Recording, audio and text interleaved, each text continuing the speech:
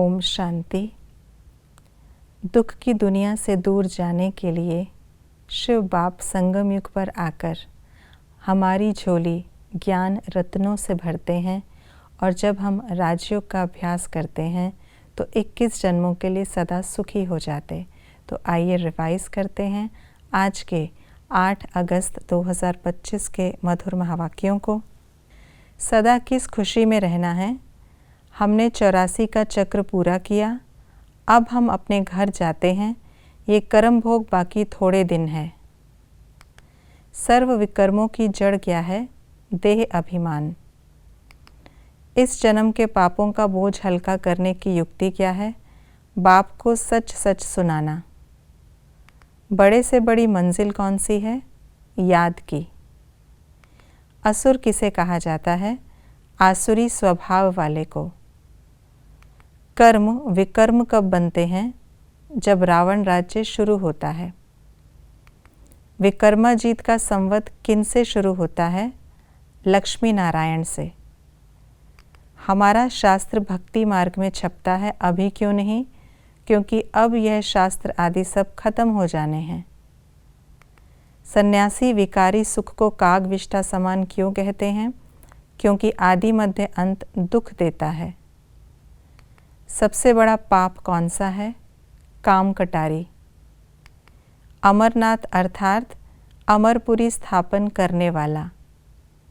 बुद्धि में कौन सा नशा रहना चाहिए? हम श्रीमत पर विश्व का कल्याण कर रहे हैं। नया श्रेष्ठ विश्व बनाने के लिए बाबा हमें कौन सा वरदान देते हैं? समर्थ भव। नया विश्व बनाने का आधार क्या है? कर्म और फल के, पुरुषार्थ और प्रारब्ध के, निमित्त और निर्माण के कर्म फिलॉसफी अनुसार निमित्त बन कार्य करना। कौन सा श्रेष्ठ लक्ष्य महान बना देता है? कहना कम, करना ज़्यादा। स्व और सेवा की चढ़ती कला में सफलता का मुख्य आधार क्या है? एक बाप से अटूट प्यार। किस लवलीन स्थिति में रहने से आत्माएं स्नेह के बंधन में बंध जाती? संकल्प, बोल, कर्म में बाप का साथ। कौन सा एक शब्द जादू का काम करता है? बाबा। मनुष्य किन बातों को नहीं जानते? रचना को, रचयिता को, विराट रूप का अर्थ, हम अननोन वॉरियर्स को, जन्म 84 होते या 84 लाख, सृष्टि के आदि मध्य अंत को, ब्राह्मण देवी देवताएं नमः किनके लिए कहा जाता? संगम युग में क्या होता है? घर जाते, विकर्माजीत बनते, मनुष्य से देवता बनते, नई दुनिया की स्थापना होती, पुरानी दुनिया का विनाश, देवी देवता धर्म की स्थापना। आज की मुरली के अनुसार कॉन्ट्रास्ट की बातें इस प्रकार हैं। हम हैं पुरुषोत्तम संगम युगी ब्राह्मण, वे हैं कलयुगी ब्राह्मण। हमारा है बेहद का वैराग्य, मनुष्यों का है हद का वैराग्य। सतयुग में पुरुषोत्तम मनुष्य होते, कलयुग में आसुरी स्वभाव वाले पतित मनुष्य होते। दुनिया वालों को नए श्रेष्ठ विश्व की कोई उम्मीद दिखाई नहीं देती।